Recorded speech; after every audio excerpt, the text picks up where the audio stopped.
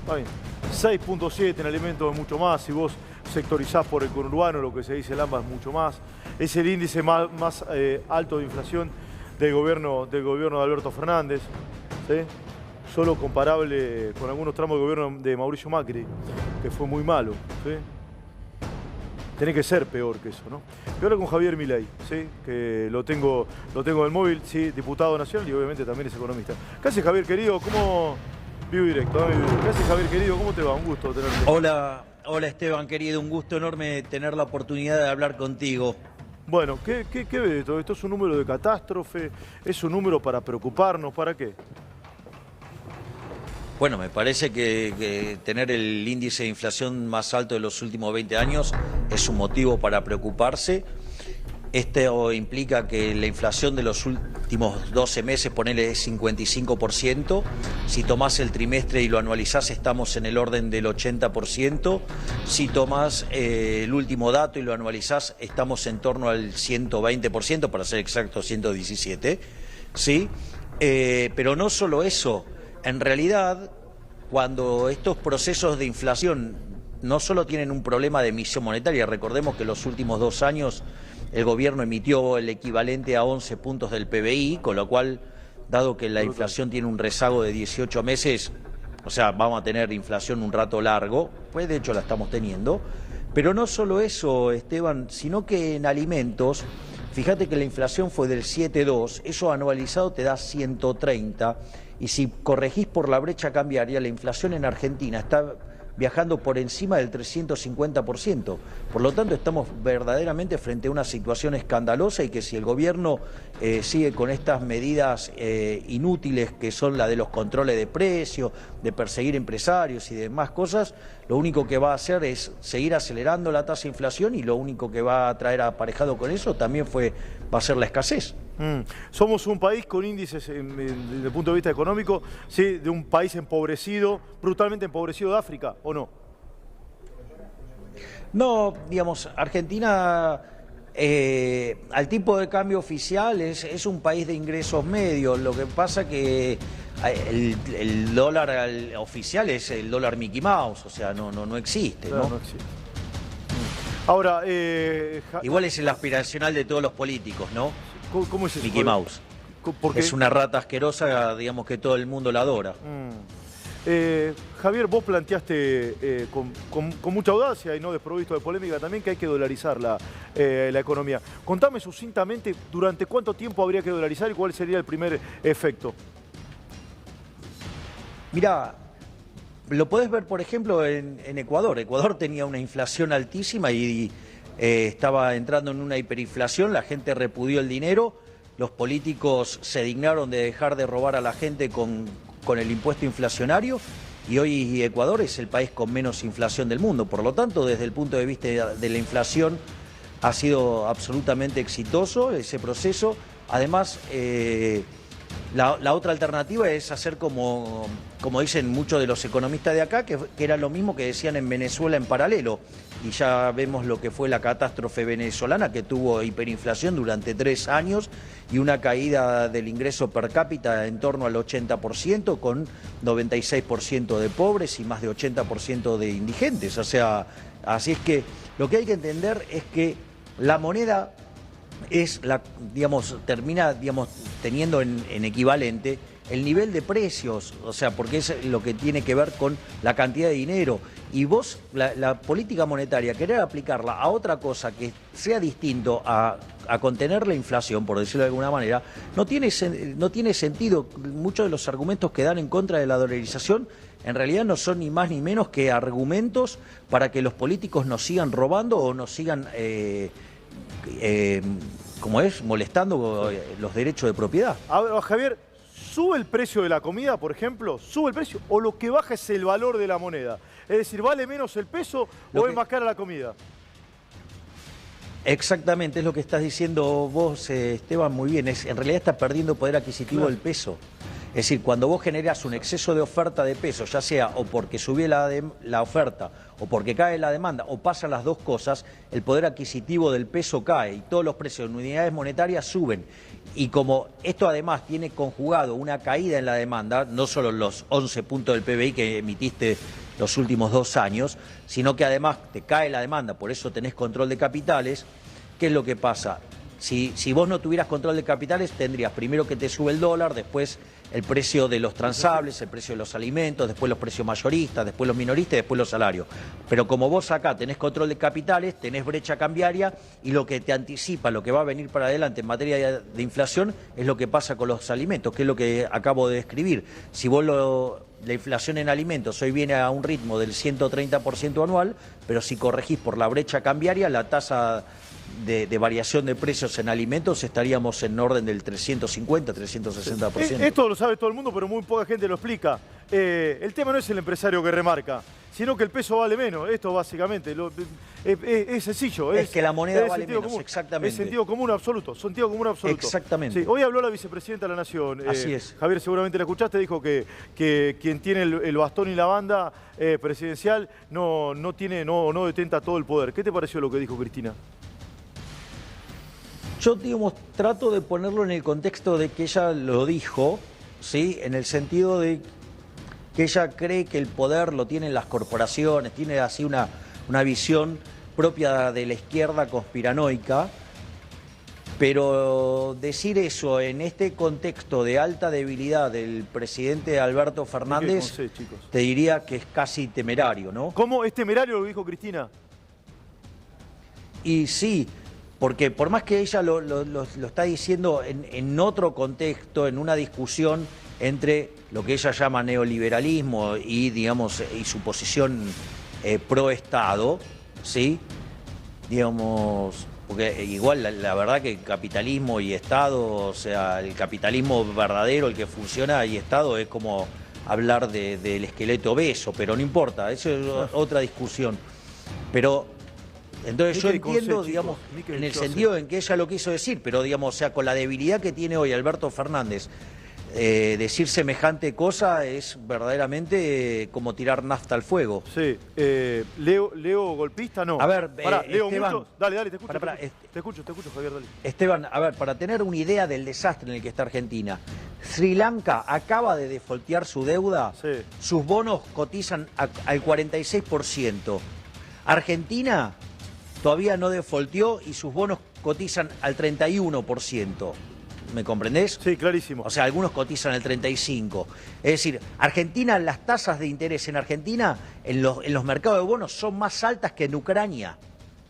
Entonces, la situación es profundamente delicada y Cristina acaba de decir por poco que Alberto está pintado al óleo. O sea, es tirar más nafta al fuego. Sí, no va a pasar esto, pero se está hablando de que puede salir Martín Guzmán o que va a haber cambios de gabinete y demás. Vamos a suponer que el presidente de la Nación agarra el teléfono, se lo pide a uno y dice, le voy a llamar a Milei. A ver, hola Javier, ¿cómo te va? Alberto Fernández. ¿Qué le decís? ¿Qué le aconsejás? ¿Pueden poner Mickey con C, chicos, por favor? Sí, que después hacen el corte y quedo yo como un burro. Pongan Mickey con C. Con C. ¿Qué le decís al presidente de la Nación? Bueno, en realidad lo que tiene que hacer es lo que debería haber hecho desde el primer día, que era poner las cuentas en orden, y eso es lo que no quiere hacer. Y como no quiere hacer eso, entonces prefirió quedarse con un economista keynesiano que le dijera que esto se arreglaba gastando más. Bueno, ahora estás viendo las consecuencias. O sea, es más, te voy a decir algo. Dale. Suponete lo siguiente, que por algún motivo Alberto Fernández decidiera hacer lo correcto. Ahora, para que un programa de estabilización no sea contractivo, vos tenés que tener credibilidad. Y para ser creíble tenés que tener reputación. ¿Vos le vas a creer algo a Alberto Fernández, dado su historia de un día decir una cosa y al otro día decir otra? Sí. ¿O contradecirse 3 veces en el mismo día? Entonces, por más que hiciera las cosas bien, va a terminar mal. ¿Por qué? Porque ha minado toda su reputación. Por ende, Alberto no es creíble. va a terminar todo mal. Lo que haga, Alberto va a terminar mal. todo lo que haga le va a salir mal. Sí. Aún cuando intente hacer las cosas correctas, porque tiene dinamitada su reputación, no es creíble. Sí. Cambia todo el gabinete mañana. No es la solución. No, es más, o sea, por más que cambiara el gabinete y hiciera un giro ortodoxo, como carece de reputación, lo que haga no es creíble. Entonces, ¿y quién te dice que vos ponele, no sé, un ministro ortodoxo hace lo que tiene que hacer y desde el Instituto Patria no van a estar todo el día torpedeándolo? ¿Te tiene miedo lo que vos decís, la casta política? ¿Te tiene miedo, respeto o te ve con desdén? La casta está aterrada, Esteban. ¿Te tiene miedo? Está aterrada. Sí, ¿por qué? O sea, no paran de ensuciarme y de decir cosas verdaderamente sin sentido todos los días. Y eso es porque están aterrados. Porque saben que si un espacio liberal libertario como en el que yo me encuentro, llegamos a la presidencia, saben que se les acabó los curros. Entonces, ¿vos sabés lo que es para alguno de esos parásitos empezar a vivir de generar riqueza y no estar estafando a los pobres pagadores de impuestos? Es un problema enorme. ¿Hay uno que sea el mayor parásito en tu criterio, en tu observación?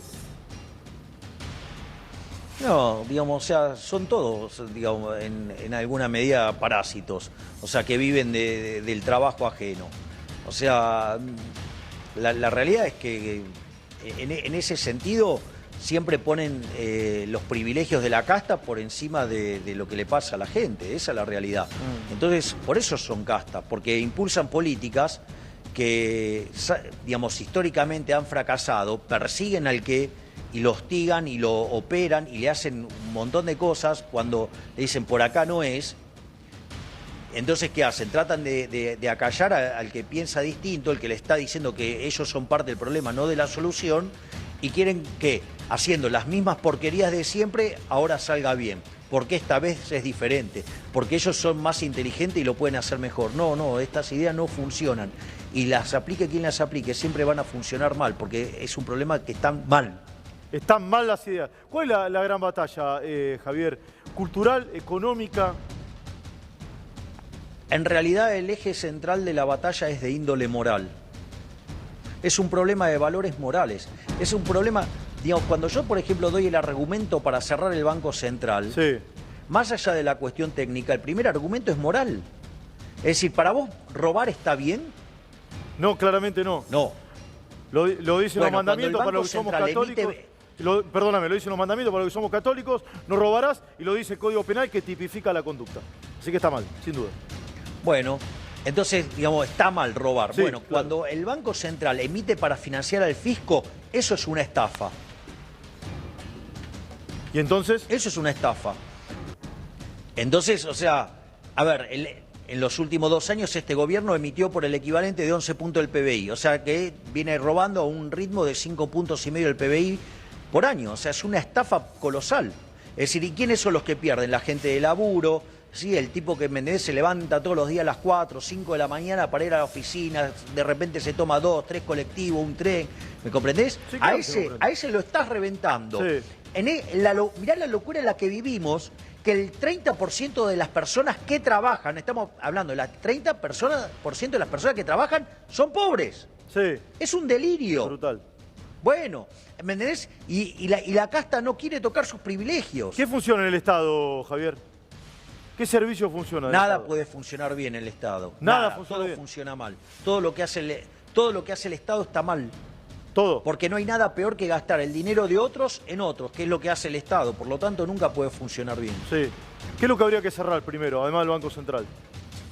Que ya lo dijiste un montón de veces y lo explicaste. Lo primero que tenés... Sí. Después del Banco Central, Lo ¿qué es lo primero que que hay cierra que hacer Milei? es una No, lo primero que hay que hacer es una reforma del Estado para pegarle un hachazo al gasto público de donde roban los políticos, para poder bajar los impuestos, después flexibilizar el mercado laboral hacia adelante, porque hay 6 millones de personas que están en la absoluta informalidad, ¿sí? Y una vez que vos haces esas reformas, recién ahí abrís la economía. Y todo esto en paralelo haces una reforma monetaria y bancaria para pasar a un sistema de encaje fraccionario como el que tenemos hoy, a la banca Simon, una banca libre que compita, y una vez que pones a competir las monedas y la gente elige qué moneda quiere, liquidás el Banco Central.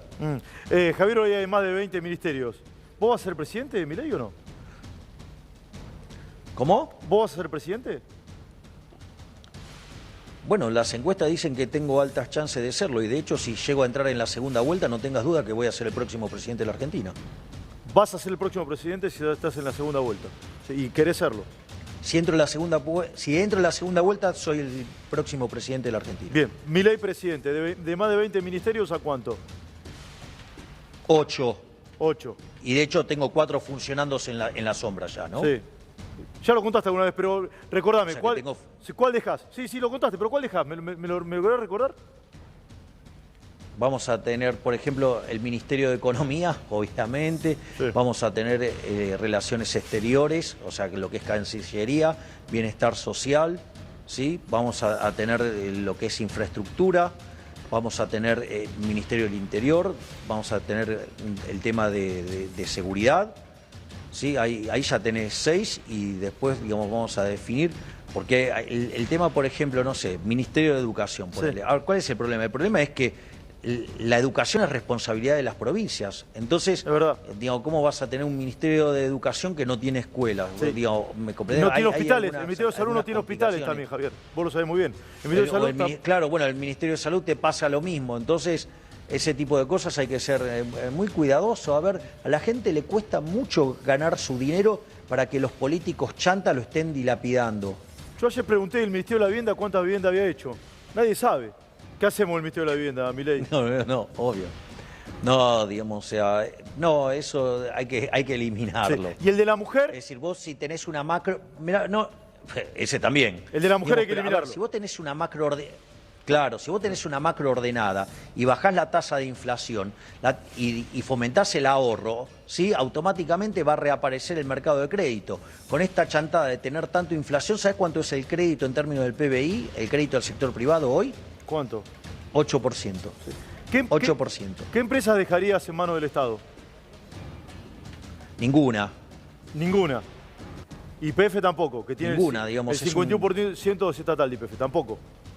Y mirá cómo destrozaron el valor de YPF. Mirá Sí. lo que valía cuando la compraron, mirá lo que vale ahora. Sí. O sea, privatizar lo que queda de YPF. Exactamente.